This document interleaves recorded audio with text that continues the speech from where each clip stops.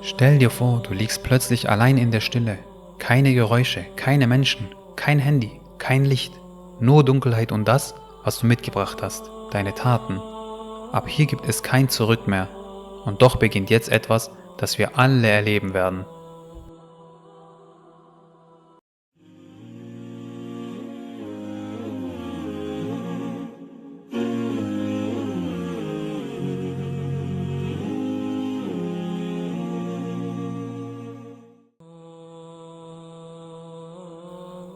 Bismillah, wassalatu wassalamu ala Rasulillah.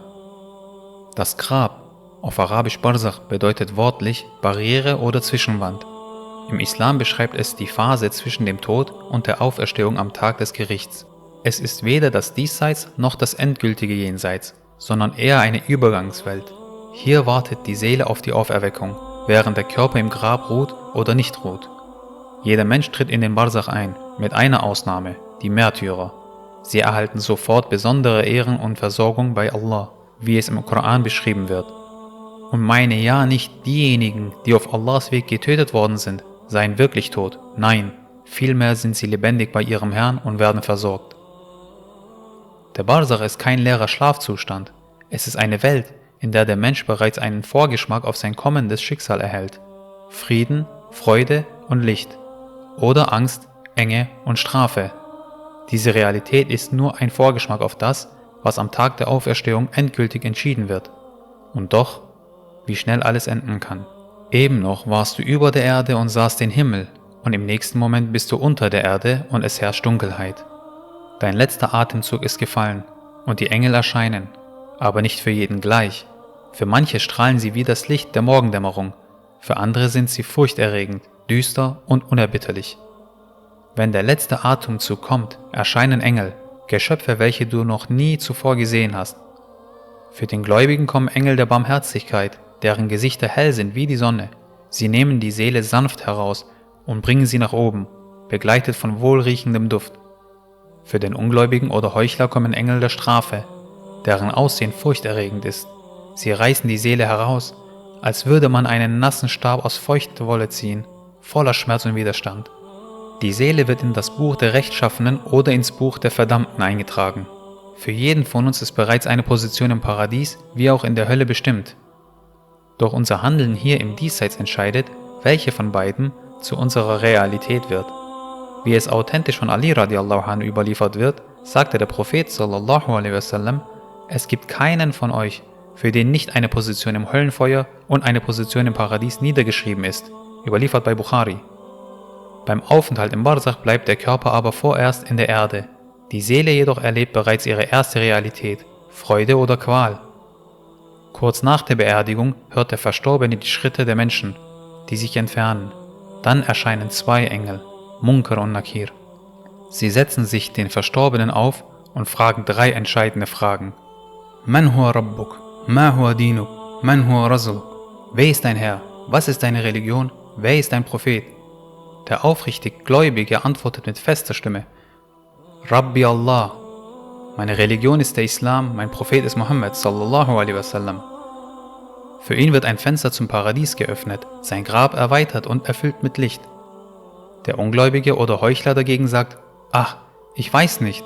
Oder ich habe das gesagt, was die Leute sagten. Für ihn öffnet sich ein Fenster zur Hölle, sein Grab verengt sich und Qual beginnt.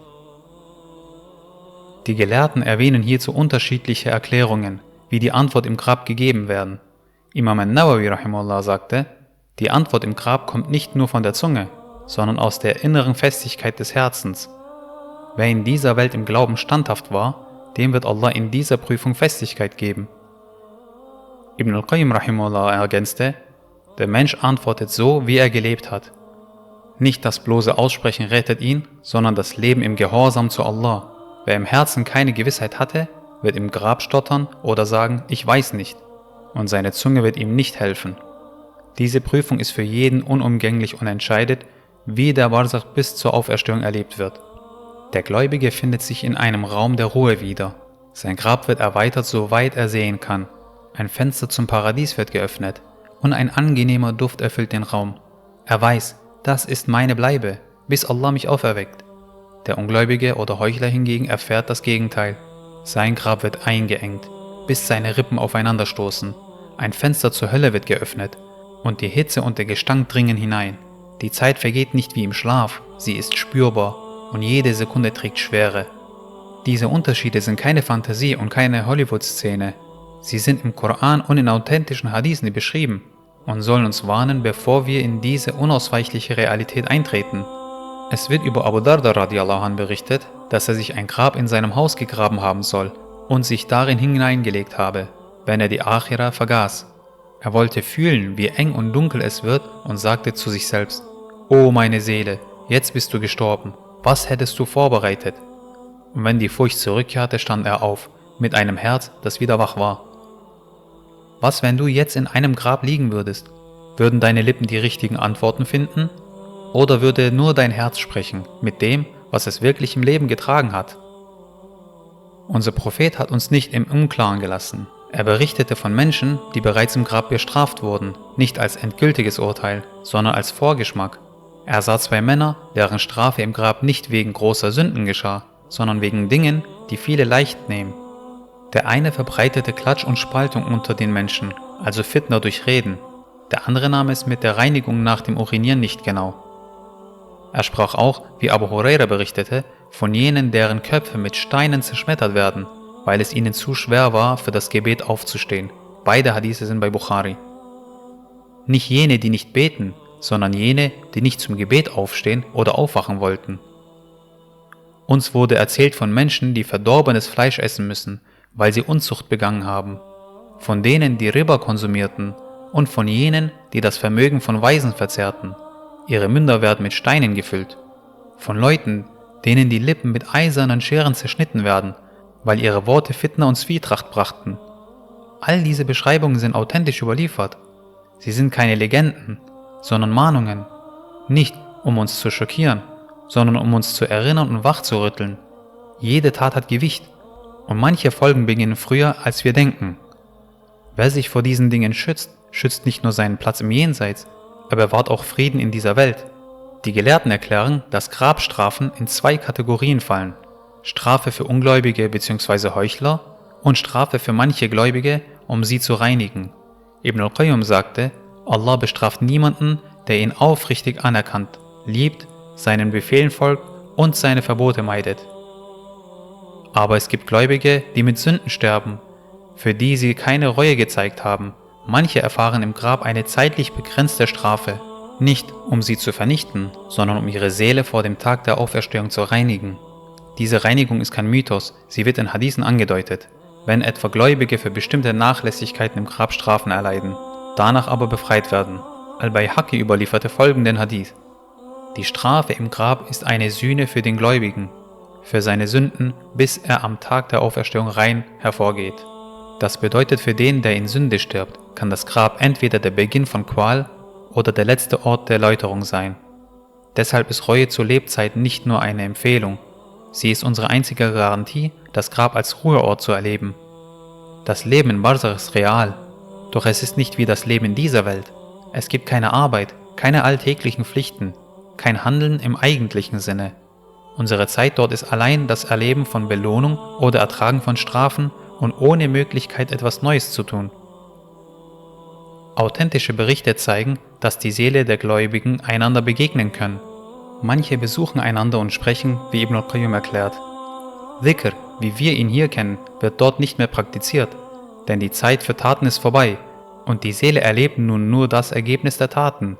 Für die Gläubigen ist der Barzakh ein Ort der Ruhe und des Wartens auf die Auferstehung, oft beschrieben als ein Garten von den Gärten des Paradieses. Für die Ungläubigen und Heuchler hingegen ist er eine Grube von den Gruben der Hölle. Ob Glück oder Qual, beides ist konstant, bis der Tag kommt, an dem Allah die Menschen auferweckt.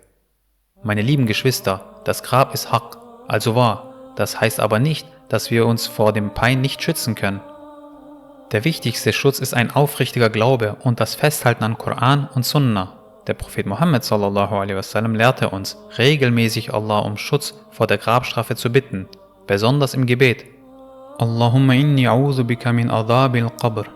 Wir schützen uns, indem wir die Ursachen der Grabstrafe meiden, unter anderem Reinheit der Gebetswaschung, Vermeidung vor Klatsch, Spaltung und Fitna, Fernhalten von Riba, Zina und dem Unrecht an anderen, Zahlen der Zakah, Gerechtigkeit gegenüber Weisen.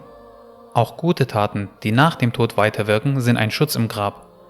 Der Prophet Muhammad s.a.w. sagte, dass 3 Dinge den Menschen begleiten: seine Taten, sein Wissen und seine Kinder. Fortlaufende Wohltätigkeit, Sadaqa Jariyah. Stell dir vor, jemand baut einen Brunnen in einem Dorf. Jahre nach seinem Tod trinken Menschen daraus, Kinder füllen ihre Flaschen, Reisende stillen ihren Durst.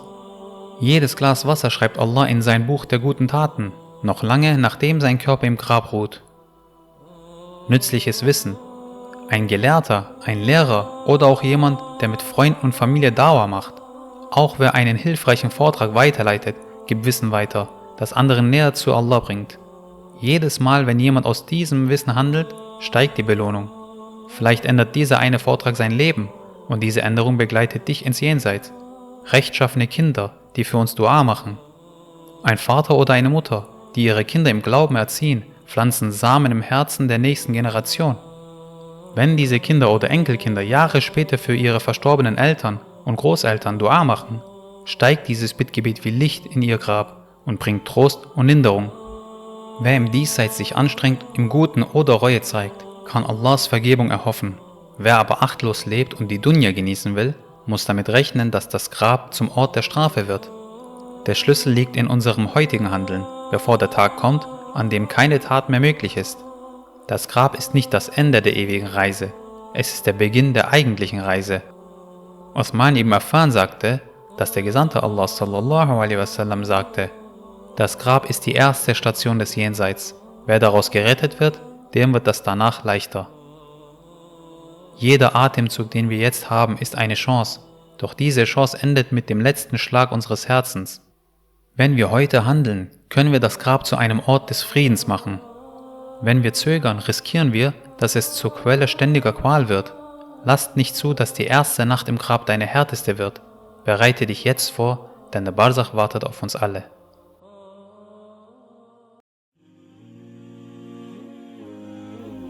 Manche Wege geht man nicht allein. Wenn du offen für neue Themen bist, bleib gern dabei.